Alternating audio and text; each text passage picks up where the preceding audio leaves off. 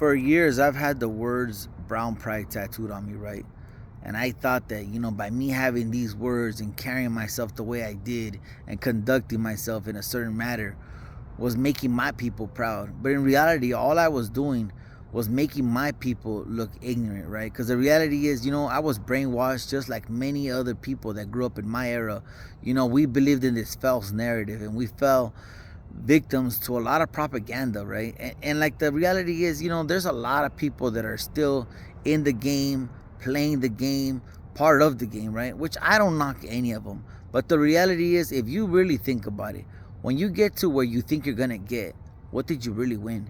What did you really accomplish? How did you make your people proud?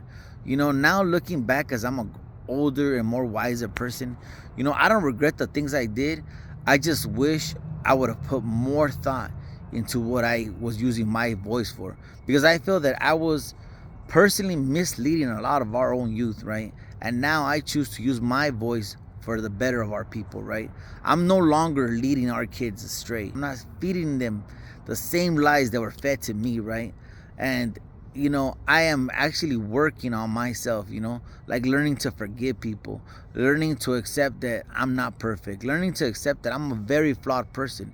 But you know what? The first part of growing up and being a better man is accepting that there's things that are out of our control, there's things that I can't control, and as a man it's hard to accept when you things get out of hand, right? And it's easy to fall back into that life, right? I advise people to think about what they do. Why? Because you could make one choice when you're mad, one choice, and that'll change your entire life, man. You're gonna be sitting in a cell and wish that you didn't let your emotions get the best of you.